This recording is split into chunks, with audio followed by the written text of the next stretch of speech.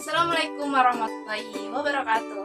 Halo semua, perkenalkan nama saya Askia Laras dengan nomor induk mahasiswa 85679549 dengan program studi pendidikan guru sekolah dasar. Kali ini saya akan melaksanakan praktikum IPA SD, yaitu pada modul 4 mekanik KP1, gaya listrik statis, gaya magnet, gaya gesek, gaya pegas, gaya berat, dan perpaduan gaya. Gaya adalah besaran yang mempunyai besar dan arah yang bisa menyebabkan benda diam menjadi bergerak atau benda bergerak menjadi diam. Baiklah, mari kita simak video berikut ini. Yang pertama, gaya listrik statis. Ada alat dan bahan yang digunakan, yaitu penggaris, potongan kertas, dan rambut.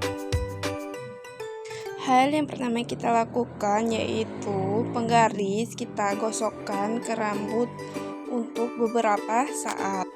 Tujuannya untuk memindahkan muatan listrik sehingga penggaris menjadi bermuatan.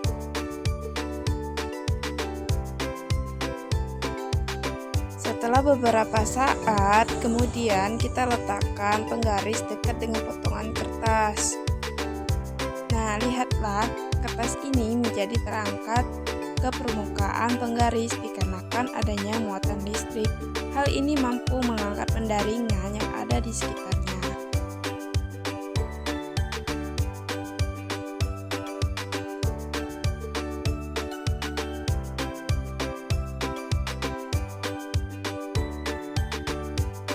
Yang kedua yaitu gaya magnet. Alat yang bahan digunakan yaitu ada magnet, jarum, seng, aluminium, plastik, benang, dan kertas. Langkah pertama, kita dekatkan magnet dengan bahan percobaan yang telah tersedia.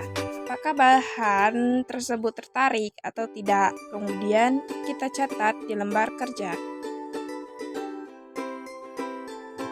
Dan ternyata benda yang tidak mengandung besi tidak bisa ditarik. Selanjutnya, gaya gesek. Ada alat dan bahan yang diperlukan yaitu balok kayu, gelang karet, neraca pegas, lembar kerja, dan meja. Mari kita lakukan percobaannya. Letakkan balok di atas meja, kemudian kaitkan neraca pegas ke ujung balok. Kemudian tariklah neraca pegas perlahan-lahan, kemudian catatlah skalanya.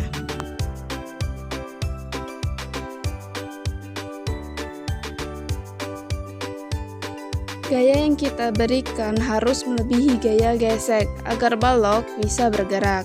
Gaya gesek berfungsi menghambat gerakan. Perhatikan gaya yang diperlukan saat balok mulai bergerak.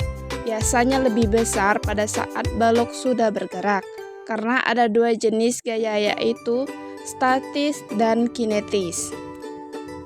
Selanjutnya, gaya pegas. Ada alat dan bahan yang digunakan yaitu penyangga, gelang karet, dan beban 20 gram.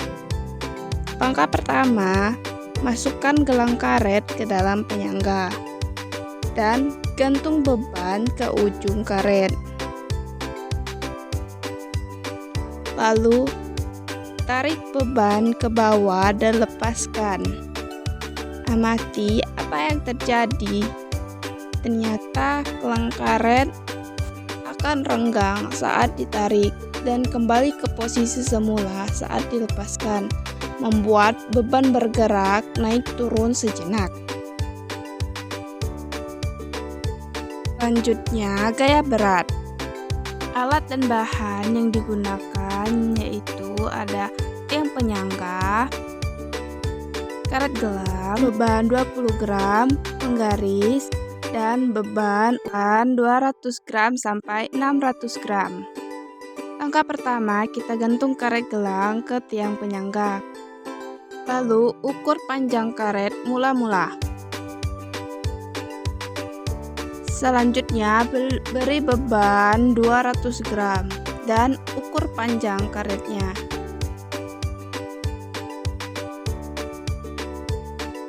Dan amati setiap pertambahan beban lalu catat di lembar kerja.